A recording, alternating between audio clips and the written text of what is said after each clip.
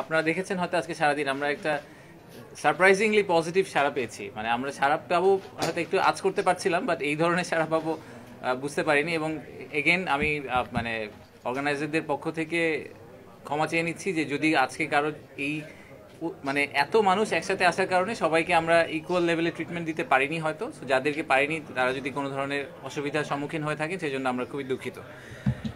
আজকে দুইটা main event ছিল। আপনারা জানেন যে একটা বড় গ্রুপ, প্রায় 60 থেকে 70 জনের একটা গ্রুপ আজকে সকালবেলা বিমানযোগে চট্টগ্রাম গিয়েছে এবং সেখান থেকে তারা কোরিয়ান ইপিজেড এবং মিরেশরাইয়ের যে economic zone, national economic zone, এই দুটো ভিজিট করেছেন। তো এখানে আমাদের বিভিন্ন দেশ থেকে আসলে বিদেশিরা গিয়েছেন, চায়না থেকে, নেদারল্যান্ডস থেকে, অস্ট্রেলিয়া, ইন্ডিয়া, বেশ কয়েকটা দেশের আমাদের ফরেনার গেস্ট ছিলেন যারা গিয়েছেন। আমাদের কিছু মিডিয়ার বন্ধুরাও গিয়েছিলেন, কিছু মোমেন্টস আপনারা অলরেডি পেয়েছেন, ছবিতে ক্যাপচার করা হয়েছে। তো ওনাদেরকে আমরা অ্যাকচুয়ালি ফুল ফ্রি উইল দিয়েছিলাম যে ওনারা যে কোনো কিছু ঘুরে দেখতে পারেন, যে কোনো প্রশ্ন থাকলে ওনারা জিজ্ঞেস করতে পারেন। ওগুলো জিজ্ঞেস করেছেন, আমাদের কর্মকর্তারা ছিলেন, সেগুলোতে ওনারা সেই প্রশ্নগুলো ওনারা আনসার করার চেষ্টা করেছেন। একটা খুবই ফুল পিকচার দেওয়ার চেষ্টা করেছেন। ওখানে আমরা ভবিষ্যতে কি কি ইনিশিয়েটিভ নিতে যাচ্ছি, হসপিটাল বলি, ইউনিভার্সিটি বলি, অ্যাকোমোডেশনের কথা বলি, যা যা ধরনের আমাদের লং টার্ম যে প্ল্যানটা, যে ভিশনটা, সেটাও আমরা শেয়ার করেছি। আবার একই সাথে যেসব চ্যালেঞ্জ এর মুখোমুখি আমাদের ইনভেস্টরদের হতে হয়, টিপিক্যালি যেগুলো মুখোমুখি হয়, সেগুলো নিয়েও ডিসকাশন হয়েছে। ওনাদের কাছ থেকে আমরা কিছু ফিডব্যাক নিয়েছি বোঝার জন্য যে আমরা আর কিভাবে ওনাদেরকে বেটার সার্ভ করতে পারি বা ওনাদেরকে ওই ইকোনমিক জোনগুলো বা এক্সপোর্ট প্রসেসিং জোনে ল্যান্ড করতে হেল্প করতে পারি। সো এটা আমাদের প্রথম প্রোগ্রামটা এখনও চলছে। ওনারা চিটাগাংয়ে আছেন। আমাদের আজকে রাতের একটা ফ্লাইট যোগে এই ফুল গ্রুপটা, 70 জনের গ্রুপটা আবার ঢাকায় ফিরে আসবেন, যাতে ওনারা আগামীকালকে বিভিন্ন প্রোগ্রামে পার্টিসিপেট করতে পারেন। আর একই সাথে আমাদের ইন্টারকন্টিনেন্টালের স্টার্ট আপ কানেক্ট যে ইভেন্টটা হলো, বেশ বড় সড়ো করে আমাদের স্টার্ট আপ কমিউনিটিকে কভার করার জন্য সারাদিনের লম্বা ইভেন্ট। আমার জন্য, আমি প্রথম প্যানেলটায় ছিলাম, সো আমি ফুল ডিটেলটা হয়তো বলতে পারবো না, ওটার জন্য আমি ফাইজ ভাইয়ের সাপোর্ট নিব।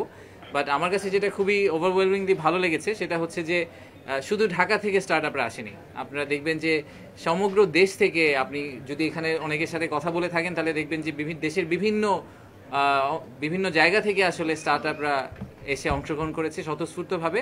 সেটা আমাদের জন্য একটা বড় পাওয়া। প্রায় 1500-র বেশি উদ্যোক্তাদেরকে আজকে আমরা এখানে পেয়েছি এবং প্রায়, if I understand it right, প্রায় 25টার চেয়েও বড়, বেশ বিদেশি গ্লোবাল বড় ভেঞ্চার ক্যাপিটাল ছিলেন, তাদেরকে অনেকে আজকে পিচ করার সুযোগ পেয়েছেন।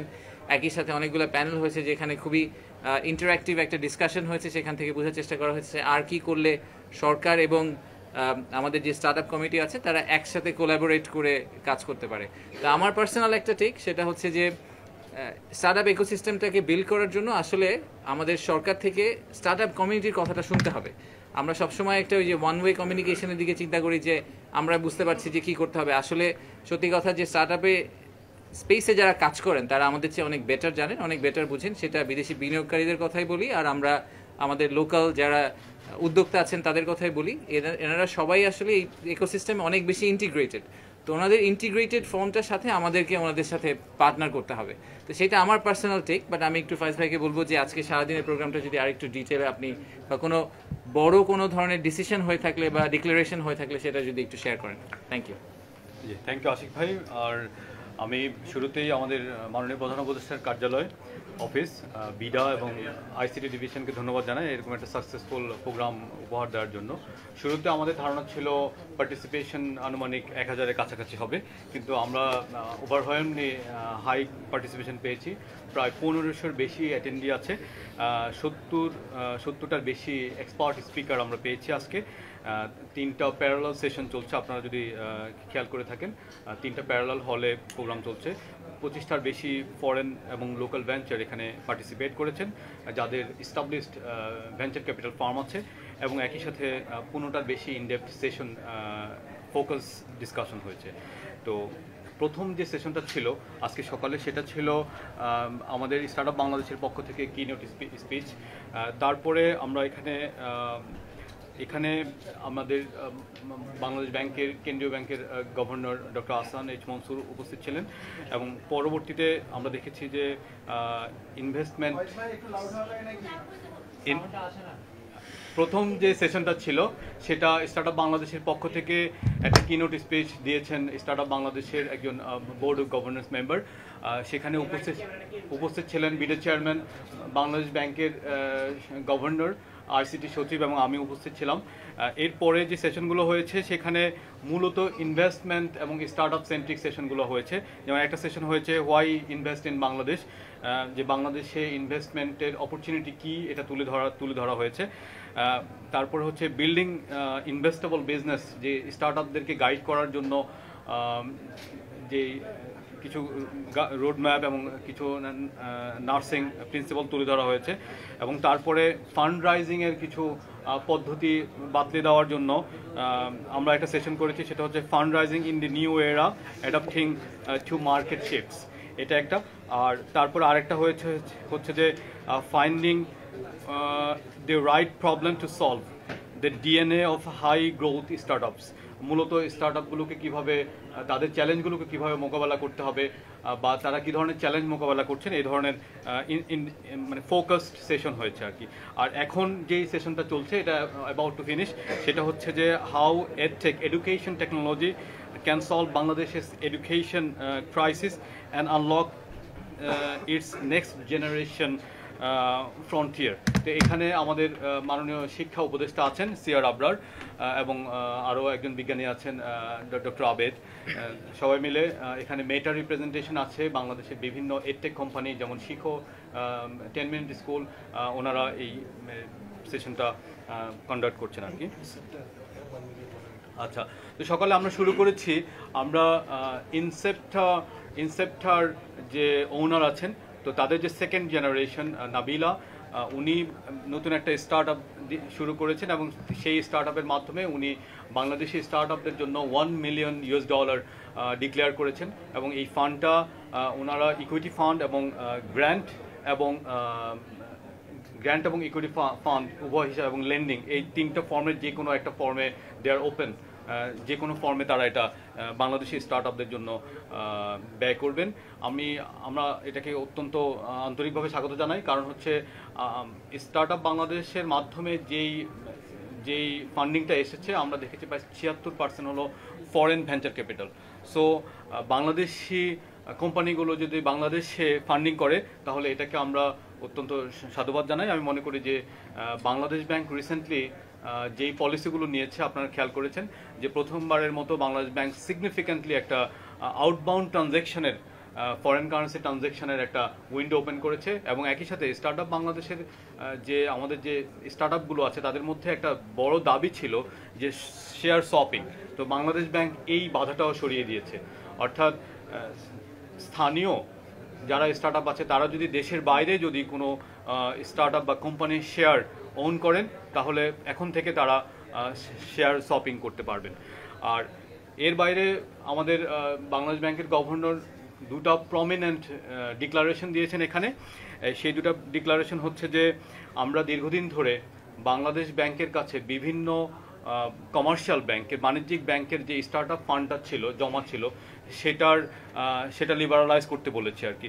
তো বাংলাদেশ ব্যাংকের গভর্নর আজকে ডিক্লেয়ার করেছেন যে এই ফান্ডের প্রায় 800 কোটি টাকা ওনারা আগামী এক সপ্তাহ থেকে এক মাসের মধ্যে ওনারা উন্মুক্ত করে দিবেন। আর এর বাইরে আরেকটা ডিক্লারেশন ছিল, সেটা হচ্ছে যে 400 কোটি টাকা একটা ফান্ড, যেটা বাংলাদেশ ব্যাংকের নিজস্ব তহবিল আছে। এই তহবিলটা বলেছেন যে ডেপ্ট কিংবা ফাইন্যান্সিং যে কোনো একটা ফান্ডিং মডেলে স্টার্ট আপদের জন্য উন্মুক্ত করা হবে, এবং এটা এখন থেকে আগামী কয়েক মাসের মধ্যেই করা হবে। তো সর্বশেষে বাংলাদেশ ব্যাংকের গভর্নর একটা বার্তা দিয়েছেন এরকম, যে বাংলাদেশ ব্যাংক এমন কোনো পলিসি বা এমন কোনো পলিসি ব্লকেটকে অ্যালাউ করবে না যেটা স্টার্ট আপদের ফান্ডিং অ্যাক্সেস টু ফাইন্যান্সকে বাধা দেয়। অর্থাৎ যে নতুন একটা পলিসি বাংলাদেশ ব্যাংক একটা পলিসি রোডম্যাপে যাচ্ছে, যেই রোডম্যাপে এখন থেকে অ্যাক্সেস টু ফাইন্যান্স খুবই ইজি হয় এবং ফান্ডগুলো মোবিলাইজ করে। এর বাইরে তৃতীয় একটা ডিক্লারেশন এসেছে, সেটা হচ্ছে যে আপনারা জানেন জাইকা এবং বাংলাদেশের সাথে স্টার্ট আপ বাংলাদেশের জন্য ফান্ড অফ ফান্ড একটা আলোচনা দীর্ঘদিন ধরে চলছিল, যে সরকার বাজেট সাপোর্ট থেকে, জায়গা থেকে বাজেট সাপোর্টের যেই টাকাটা পায়, সেই টাকার একটা অংশ স্টার্ট আপদের জন্য ফান্ড অফ ফান্ড হিসাবে বিনিয়োগ করার জন্য ইআরডি এবং ফাইন্যান্স মিনিস্ট্রির সাথে আইসিটি মিনিস্ট্রির একটা দীর্ঘ আলোচনা হচ্ছিল এবং আজকে সকালে আমাদের ফাইন্যান্স সচিব ফাইন্যান্স সেক্রেটারি উনি আমাদেরকে জানিয়ে একটা পজিটিভ নোট দিয়েছেন যে খুব দ্রুতই এই ফান্ডটাও মোবিলাইজ করবে। তো সব কিছু মিলে আর সকালের প্রথম সেশনে আমি একটা জিনিস উল্লেখ করতে চাই, আমাকে প্রশ্ন করা হয়েছিল যে ইন্টারনেট বন্ধ বিষয়ে। সেখানে আমরা 4টা সুস্পষ্ট পজিশন আমরা জানিয়েছি যে আমরা আসলে ইন্টারনেট বন্ধ বিষয়ে কি করছি। যে মাননীয় প্রধান উপদেষ্টা বলেছেন যে আসলে যাতে কোনোভাবে ইন্টারনেট বন্ধ না করা হয়, এবং আমরা দেখেছি যে জুলাই গণঅভ্যুত্থানের সময় যে ইন্টারনেট বন্ধ হয়েছে সেখানে আমাদের ফ্রিল্যান্সাররা, আমাদের ব্যবসায়ীরা এবং ক্ষতিগ্রস্ত হয়েছেন, রেমিটেন্স ফ্লো কমেছে এবং একই সাথে বাংলাদেশের ব্যাংকিং যে ইন্টারন্যাশনাল ক্রেডিট রেটিং সেই ক্রেডিট রেটিংয়ে অবনমন হয়েছে। তো সেখান থেকে আমরা শিক্ষা নিয়ে আমরা চাচ্ছি যে আমরা ঘোষণা দিয়েছি সকালের সেশনে যে আমাদের বর্তমান সরকার কখনোই ইন্টারনেট বন্ধ করবে না এবং আগামী সরকার যাতে ইন্টারনেট বন্ধ করতে না পারে সেজন্য আমরা সব ধরনের ব্যবস্থা নিচ্ছি। এই ব্যবস্থাগুলোর মধ্যে 4টা আমরা উল্লেখ করেছি। একটা হচ্ছে যে আমরা এই সপ্তাহে বা আগামী সপ্তাহে যে আমরা সাইবার সেফটি অর্ডিন্যান্সটা পাস করব, সেখানে আমরা ইন্টারনেটকে নাগরিক অধিকার হিসাবে স্বীকৃতি দিয়েছি, যেটা আমাদের ইনভেস্টরদের একটা বড় ধরনের দাবি ছিল। আরেকটা বিষয় যে মন্ত্রণালয় থেকে ইন্টারনেট বন্ধের ব্যাপারে একটা স্ট্যান্ডার্ড অপারেটিং প্রসিডিওর বা এসওপি ছিল, সেটা আমরা বন্ধ করে দিয়েছি। তারপরে তৃতীয় বিষয়টা ছিল এরকম যে আমরা যখন স্টারলিংক রেজিস্ট্রেশনের জন্য আমরা একটা এনজিএসও গাইডলাইন করেছি, সেই গাইডলাইনেও আমরা সরকারকে ইন্টারনেট বন্ধ করার মতো কোনো প্রভিশন রাখিনি, অর্থাৎ কোনো সুযোগ রাখিনি। আর সর্বশেষে 2001 টেলিযোগাযোগ আইনের যেই ধারা ইন্টারনেট বন্ধ বা গেটওয়ে বন্ধ করা যায় সেটা সংশোধন করে আমরা এমন একটা স্টেজে নিয়ে যাচ্ছি যেখানে ভবিষ্যতে কোনো সরকার ইন্টারনেট বন্ধ করতে পারবে না।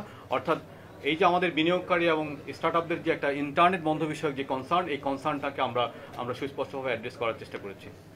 ধন্যবাদ। Thank you. আমরা আরো কয়েকটা 5-6টা কোশ্চেন নিব। প্লিজ কোশ্চেনগুলো ইনভেস্টমেন্ট সামিট সম্পর্কে হতে হবে, এর বাইরে কেউ কোশ্চেন করবেন না প্লিজ।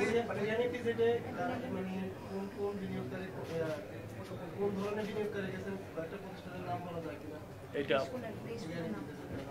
আমরা বিনিয়োগকারীদের নাম আপনাদেরকে আমরা পরে দিয়ে দেওয়ার চেষ্টা করব। আমার কাছে আসলে এই মুহূর্তে লিস্টটা নেই যে কে কে গেছেন, আমরা কোন কোন দেশ থেকে গেছেন সেটা একটু আগে আপনাদেরকে শেয়ার করেছি। সো যে কটা দেশের নাম আমি শুনেছি যে চায়না, ইন্ডিয়া, নেদারল্যান্ডস, অস্ট্রেলিয়া, এই দেশগুলোর থেকে আমরা বেশ কিছু ইনভেস্টর পেয়েছি যারা গেছেন।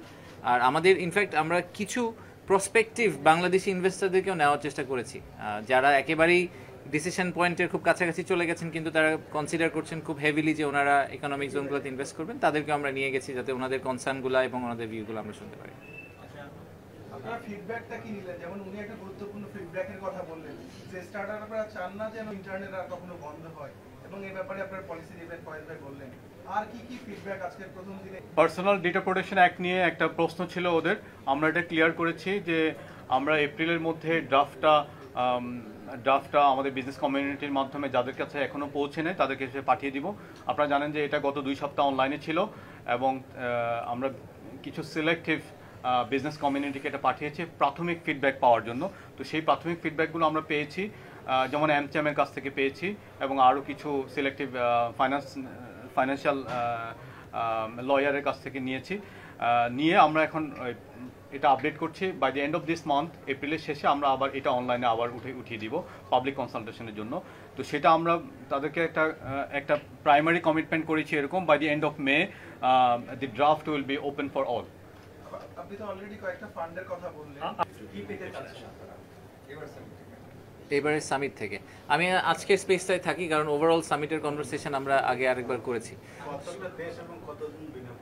আচ্ছা প্লিজ উনি একটা করে যাই। হ্যাঁ, আচ্ছা। সো দেখেন আজকের যেই সামিটটা ছিল, এই সামিটটাতে আমরা primarily, and please feel free to add, সেটা হচ্ছে যে আমার মতে 2টা জিনিস আমরা অ্যাচিভ করার চেষ্টা করেছি। বাইরে থেকে অনেক ভেঞ্চার ক্যাপিটাল ফার্মের ইনভেস্টররা এসেছেন, তাদেরকে যে মেসেজটা আমরা দেওয়ার চেষ্টা করেছি সেটা হচ্ছে যে নতুন বাংলাদেশে, নিউ বাংলাদেশ, আমরা কোলাবোরেটিভলি রেড টেপগুলোকে রিমুভ করার চেষ্টা করছি। স্টার্টআপ কমিউনিটির জন্য তারা যে চ্যালেঞ্জগুলো অনেক দিন ধরে ফেস করে আসছেন, যেই কারণে বাংলাদেশের স্টার্টআপ কমিউনিটি যত বড় হওয়া উচিত ছিল তত বড় এতদিনে হয়নি, সেই রেড টেপগুলো আমরা সরকার থেকে রিমুভ করার চেষ্টা করছি এবং সেই রিমুভালটা আমরা একসাথে করার চেষ্টা করছি। আমরা এই যে বাংলাদেশ ব্যাংকের যে 800 কোটি টাকা এবং 400 কোটি টাকার কনভারসেশনটা হলো, এটার ব্যাকগ্রাউন্ড আমি জানি না আপনারা জানেন কিনা। প্রায় মাস দুয়েক আগে আমরা বিডার অফিসে বাংলাদেশ ব্যাংকের গভর্নরকে ডেকেছিলাম, আমাদের আইসিটি মিনিস্ট্রির লোকজনকে ডেকেছিলাম এবং স্টার্ট আপের উদ্যোক্তাদের ডেকেছিলাম, ডেকে জিজ্ঞেস করছিলাম যে আপনাদের সমস্যাটা, টেল আস ইউর প্রবলেমস, আপনারা কোথায় প্রবলেম ফেস করছেন। তো আমরা আজকে ভিসিদেরকে, ভেঞ্চার ক্যাপিটালিস্টদেরকে এই মেসেজটাই দেওয়ার চেষ্টা করেছি যে সরকার থেকে আমরা genuinely we have all intention to remove all the red tapes, যাতে স্টার্ট আপ কমিউনিটি থ্রাইভ করতে পারে। আর স্টার্ট আপ কমিউনিটি বাংলাদেশে যারা আছেন তাদেরকে আমরা একটা সিমিলার মেসেজের অন্য সাইডটা দেওয়ার চেষ্টা করেছি যে আমরা ওনাদের পাশে আছি এবং আমরা শুধু ঢাকা বেসড স্টার্ট আপদের পাশেই নেই, আমরা আসলে সমগ্র দেশটাকে একবারে লিফট করতে চাই। আমরা শুধু ঢাকা বেসড স্টার্ট আপদেরকে সাপোর্ট করতে চাই না, সবাইকে সাপোর্ট করতে চাই, ইকুয়ালি তাদেরকে ট্রিটমেন্ট দিতে চাই। তো সেটাই আমরা আজকে মেসেজটা পাস করার চেষ্টা করেছি। প্লিজ আপনার পরিচয়। আমি জাইজেদিন থেকে বলছি, আমি সাইফুল, জাইজেদিনের সিনিয়র এমপ্লয়ি। স্টারলিং সম্পর্কে জানতে চাচ্ছি, এটা নিয়ে অনেকের আগ্রহ আছে, মানে এটা কি তারা সরাসরি এখানে বিজনেস করবেন নাকি তারা এখানে কোনো ভেন্ডর নিয়োগ করবেন বা ডিস্ট্রিবিউশন প্রসেসটা কি হবে, এটা আজকের বিষয়ে থাকলে ভালো। আজকে তো স্টারলিংক নিয়ে কোনো কথাবার্তা নেই, একেবারেই জিরো। স্টারলিংক কি করবেন এটা আপনাদের স্টারলিংকে জিজ্ঞেস করতে হবে, ওনারা কালকে বসে থাকবেন, আমাকে জিজ্ঞেস করবেন। যেহেতু জিজ্ঞাসা ছিল। আচ্ছা, স্টারলিংক নিয়ে আমাদের মাননীয় প্রধান উপদেষ্টা ঘোষণা দিয়েছেন যে মার্চ থেকে 90 দিনের মধ্যে এটা আমরা বাংলাদেশে কমার্শিয়ালি কমিশন করব।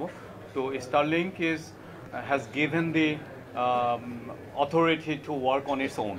তো তারা বাংলাদেশে কিছু ডিস্ট্রিবিউটর এবং ল্যান্ডিং স্টেশন পার্টনার তারা নিজেরা খুঁজেছেন, তাদের সাথে কাজ করছেন এবং আমাদের দিক থেকে আমরা বিডা, বিটিআরসি এবং টেলিকম মন্ত্রণালয় আমরা মিলে আমরা এনজিএসও গাইডলাইনটা তৈরি করেছি এবং আমরা এটা কনসাল্ট করেছি, অনলাইনে এটা ছিল।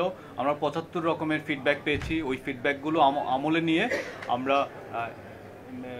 আমরা গাইডলাইনটা তৈরি করেছি এবং মাননীয় প্রধান উপদেষ্টা সেটা অনুমোদন করেছেন। এখন নেক্সট স্টেপ হচ্ছে স্টারলিংক বা এনজিএসও সহ, মানে এনজিএসও প্লেয়ার, এখানে Starlink one of the player, there can be many other players. So Starlink সহ অন্য যারা এনজিএসও নন জিও স্টেশনের অরবিট স্যাটেলাইট যারা সেবাগুলো দিচ্ছেন, সেই সেবাদাতারা তারা এখন বিটিআরসিতে আবেদন করবেন এবং সেই আবেদনের সাপেক্ষে তাদেরকে অনুমোদন দেওয়া হবে এবং তারা বাংলাদেশি সরকারি এবং বেসরকারি যে বিনিয়োগ পার্টনার আছেন তাদের সাথে কাজ করবেন। আর এর মধ্যে আমরা এখানে কিছু টেস্ট সেট আপ করছি এবং সেটা পাইলট ফেজ হচ্ছে। সরি, জাস্ট একটু কমপ্লিমেন্ট করি যে আমি গতকালকে বলেছিলাম যে স্টারলিংকের বিডার অ্যাপ্রুভালটা হয়ে গেছে।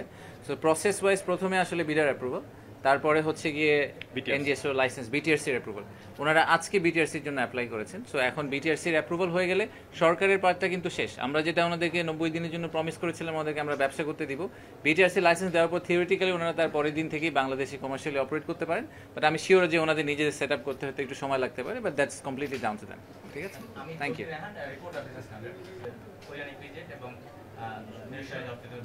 আপনি কি এক্সপেক্ট করতেছেন যে এখানে তারা কি বিনিয়োগ করবেন? আপনি এর আগে জানিয়েছিলেন যে যারা ফ্যাক্টরি সেটআপ একটা মনস্থির করতে তারাই যাচ্ছে, আপনি কি আশা করতেছেন? আর বাংলাদেশে কেন এফডিআই আসবে, এটা আপনার কি মনে হয়?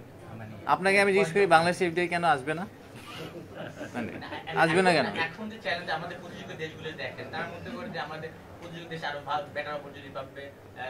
আমাদের যে ম্যান পাওয়ার যেটা আছে এটা একটা বড় অ্যাডভান্টেজ, আপনি বলেন আমরা যেটা জানি, বাট স্কিল ম্যান পাওয়ার গ্যাপটা থাকে। যেখানে এখন ওই যে ট্যাম্প ইস্যু চলে আসছে, সেখানে ট্যারিফ চলে আসতেছে।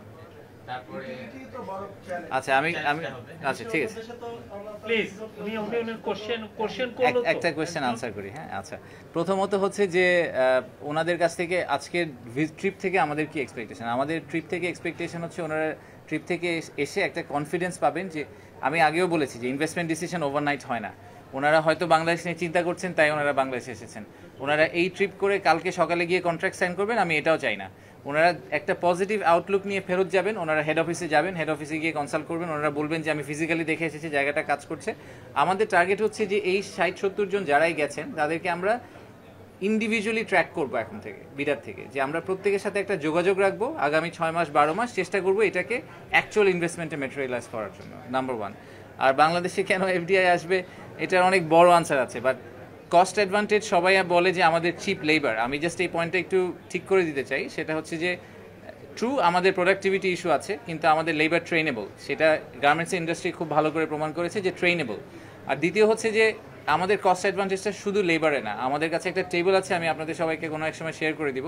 ভিয়েতনাম, কম্বোডিয়া, থাইল্যান্ড, আমাদের যেগুলো কম্পিটিটিভ কান্ট্রি, তাদের পানির দাম, ইলেকট্রিসিটির দাম, গ্যাসের দাম, জমির দাম, এই সবগুলা কিন্তু মোস্ট কেসেসে বাংলাদেশের চেয়ে অনেক বেশি। দুই একটা ক্ষেত্রে ইন্দোনেশিয়া আমাদের সমান, বাকি সবগুলা দেশে এই প্রত্যেকটা ইউটিলিটির price is actually much higher than Bangladesh. So as a package both financial and non physical যে বেনিফিটগুলো আমরা প্যাকেজ হিসেবে প্রোভাইড করি, এটা আসলে অন্য যে কোনো দেশের সাথে কম্পিটিটিভ। যেই জায়গাটা আমরা ফেল করি সেটা হচ্ছে ইনভেস্টর যখন আগ্রহ দেখায় তারপরে তাকে ল্যান্ড করানোর একটা প্রসেস আছে, সেই প্রসেসটাতে তাকে আমাদের একটু হ্যান্ডেল করতে হবে, তাকে কমফোর্টটা দিতে হবে, কনফিডেন্স দিতে হবে যে আমরা যেটা প্রমিস করেছি সেটা আমরা ডেলিভার করতে পারবো। ওই জায়গাটায় গিয়ে আমরা ফেল করি বলে অনেকে কনফিডেন্স না পেয়ে ফাইনালি বাংলাদেশে ইনভেস্ট করেন না। So we need to figure out যে ওই জায়গাটাতে আমরা কীভাবে সরকার থেকে সাপোর্ট দিতে পারি যাতে ওনারা বাংলাদেশে ইভেন্চুয়ালি ল্যান্ড করেন। আমার নাম মনিরুজ্জামান। শুধু ঢাকায় সীমাবদ্ধ না, সারা দেশে আপনারা ছড়িয়ে দিতে চান। আজকে যে $1 মিলিয়ন প্রতিশ্রুতি পাওয়া গেল, এটা বন্টনের ক্ষেত্রে কবে নাগাদ এটা বন্টন করা হতে পারে এবং প্রক্রিয়াটা কি, কারা এটা সুযোগ পাবে, আপনাদের কোনো এটা নীতিমালা থাকবে কিনা বা কিভাবে এটা বিতরণ করা হবে? দেশের 5টা বিভাগে ন্যাশনাল ইয়ুথ সামিট করেছে এবং প্রতিটা বিভাগ থেকে আমরা দুজন স্টার্ট আপকে পিক করেছি আর কি। তো আমরা এই যে ইনিশিয়েটিভটা আমরা এটা কন্টিনিউ করব। এখন থেকে আমরা আমাদের ইউনিভার্সিটি অ্যাক্টিভেশন প্রোগ্রাম আছে, সেই প্রোগ্রামগুলো আমরা সচল করব এবং সচল করে এই ইউনিভার্সিটি অ্যাক্টিভেশনগুলো আইসিটির অধীনে দুটো দপ্তর আছে যারা প্রি-সিড স্টার্ট আপ নিয়ে কাজ করে, আইডিয়া এবং যারা অ্যাক্সেলারেশন ফেজ এবং ভিসি নিয়ে কাজ করে, সেখানে স্টার্ট আপ বাংলাদেশ। সো এই দুটোর মাধ্যমে আমরা বাংলাদেশের প্রত্যেকটা ইউনিভার্সিটির যারা ইনোভেশন ক্লাব আছে তাদেরকে রিচ করার চেষ্টা করব। তো এটা হচ্ছে একটা প্রসেস এবং প্রতিটা ইউনিভার্সিটি থেকে আমরা ক্যান্ডিডেট পিক করব, স্টার্ট আপ পিক করব। আর দ্বিতীয় যে বিষয়টা আছে সেটা হচ্ছে স্টার্ট আপ বাংলাদেশের একটা প্রতিষ্ঠিত ওয়ার্ক প্রসেস আছে যে আমাদের যারা ভিসি ফান্ড পেতে চান তারা যদি সারা বছর ব্যাপী অ্যাপ্লাই করতে পারেন, তো যখন অনেকগুলো অ্যাপ্লিকেশন জমা হয় তখন আমরা পিচিং সেশন অ্যারেঞ্জ করি এবং সেখানে স্টার্ট আপ বাংলাদেশের বোর্ড এবং গভর্নর্স, যেখানে সরকার এবং সরকারের বাইরে অন্যান্য স্টেক হোল্ডাররা আছেন, তাদের সামনে পিচিং করা হয়। পিচিংয়ে সেখানে কিছু স্কোরিং ক্রাইটেরিয়া আছে, স্কোরিং ক্রাইটেরিয়া যারা পাস করেন তাদেরকে এই ফান্ডগুলো বরাদ্দ করা হয়।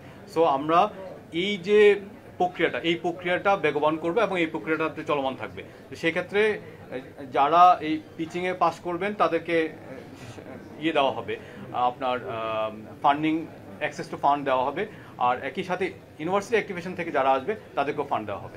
ধন্যবাদ। নাম্বারটা বলে দেব কত দেশ এবং কতজন দাঁড়ান একটা প্রশ্নের দিকে আসছে। জি, আপনি আবার বলেন একটু। প্রায় 25টা দেশ থেকে 70 জনের বেশি বিনিয়োগকারী এসেছে আজকের জন্য। জি, আজকের জন্য শুধু স্টার্টআপের জন্য 25টার বেশি দেশ থেকে 70 জনের উপরে বিনিয়োগকারী এসেছে। ঠিক আছে, এটা শেষ হওয়ার পরে একটা ব্রিফিং করব অন্য একটা বিষয়ে, জাস্ট ওনাদের এটা আগে, হ্যাঁ এইখানেই করবো, ডোন্ট ওয়ারি। আমরা জানি আপনি কি জিনিস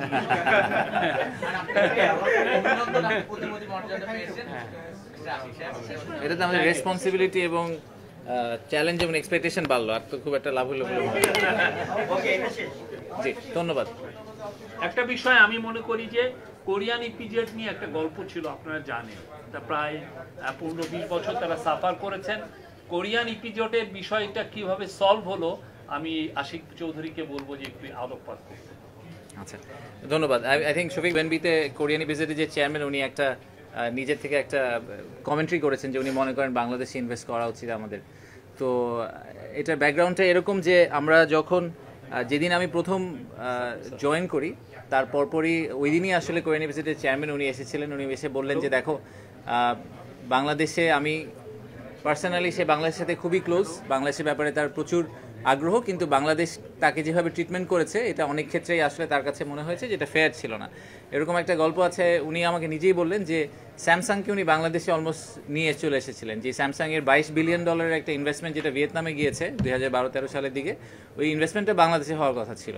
তো উনি যখন বাংলাদেশে এটাকে নিয়ে আসলেন, তো কোরিয়ান ইপিজেডের যেই জমি সংক্রান্ত কিছু বিষয় আছে যে মিউটেশন রিলেটেড, যেটা তখনকার যে পলিটিক্যাল আউটফিট ছিল ওনারা মনে করেছিলেন যে এইটা আপাতত কোরিয়ান ইপিজেডকে দেওয়া যাবে না, এটা ওনাদেরকে একটু ঝুলিয়ে রাখতে হবে, তো ওনাদেরকে মিউটেশনের কাগজপত্র দেওয়া যাবে না। স্যামসাং যখন তাদের ডিউ ডিলিজেন্স করার চেষ্টা করলো তখন দেখলো যে জমির কাগজপত্র নাই, তো বললো আপনি এটা কবে দিতে পারবেন? উনি বললো যে আমি বলতে পারি না আপনাকে আমি কাগজপত্র কবে দিতে পারবো। And that's how Samsung decided to move out of Bangladesh. এরকম অনেক ইনসিডেন্ট আছে আমাদের, অনেকে আসতে চেয়েছেন তাকে আমরা এই সাপোর্টটা দিতে পারিনি, তো উনি এসে বলেছেন যে আমাকে বছরের পর বছর ধরে এরকম করা হচ্ছে, বলা হচ্ছে, তাহলে তোমরা যদি আমাকে রাইট টুলগুলো দিতে পারো তাহলে আমি আরও ইনভেস্টার নিজেই আনতে পারবো। তো তখন আমরা দেখলাম যে এটা একটা ইন্টারমিনিস্ট্রিয়াল ইস্যু, তো তখন আমরা একটা টিম তৈরি করেছিলাম বিডার ভিতরে। বিডার সেই টিমটার নাম ছিল প্রজেক্ট অ্যাম্বাসেডর। তো এই টিমটাকে আমরা নাম দিয়েছিলাম প্রজেক্ট অ্যাম্বাসেডর টিম। সেই অ্যাম্বাসেডর টিমটার কাজ ছিল যে ওনাকে অ্যাম্বাসেডারে কনভার্ট করা, আমাদের একজন ক্রিটিক তাকে আমরা কীভাবে অ্যাম্বাসেডারে কনভার্ট করতে পারি। তো সেখানে ইন্টারমিনিস্ট্রিয়াল আরও কিছু লোকজনকে যোগ করা হলো এবং তাকে আমরা একটা ডেডলাইন দিয়েছিলাম যে আমরা ফেব্রুয়ারি 6 তারিখের মধ্যে, প্রধান উপদেষ্টা নিজে কমিট করেছিলেন যে আমরা 6 তারিখের মধ্যে ওনাকে যাবতীয় জমির কাগজপত্র এবং যা যা ক্লিয়ারেন্স সরকার থেকে লাগে সব জোগাড় করে দিব। এই পুরোটা করতে কিন্তু আসলে অনেককে ইনভলভ করতে হচ্ছে সরকারের মধ্যে। সেই আমাদের চিটাগংয়ের ডিসি থেকে শুরু করে আমাদের ফরিদাবা, উনি খুবই শক্ত ডিসি এবং এই জন্য আমি ওনাকে খুবই পছন্দ করি। তো ওখান থেকে শুরু করে সরকারের অনেকগুলো সংস্থাকে এক করে আমরা ফাইনালি প্রজেক্টটাকে পুল অফ করতে পেরেছি। এক্স্যাক্টলি 6 তারিখে তাকে যাবতীয় কাগজপত্র রেজিস্ট্রেশন করে এগ্রিমেন্ট সাইন করে সব কিছু হাতে ধরিয়ে দেওয়া হয়েছে। And he was very grateful, he was very very happy. যে জিনিসটা লাস্ট 10 বছর ধরে উনি পুল অফ করতে পারেননি, ওটা আমরা ওনাকে 2 মাসের মধ্যে বের করে দিয়ে দিয়েছি। তো এটা একটা এক্সাম্পল এই কারণে যে আসলে সরকারের মধ্যে সদিচ্ছা থাকলে অনেক কিছুই করা সম্ভব। সরকার যদি একসাথে সবাই মিলে কাজ করে, সরকারের ভিতরের বিভিন্ন মন্ত্রণালয়, আন্তঃমন্ত্রণালয়ের যে টেরিটোরিয়াল ফাইট, সেই ফাইটটাকে বাদ দিয়ে যদি সরকার একসাথে কাজ করে এবং ইনভেস্টমেন্টকে প্রমোট করা, যেটাকে আমরা সবসময় বলি যে employment generation is the biggest problem বলবো না, আমি বলবো যে অপরচুনিটি, এবং at the same time the single biggest challenge we have, যে এমপ্লয়মেন্ট জেনারেশনের ব্যাপারটা।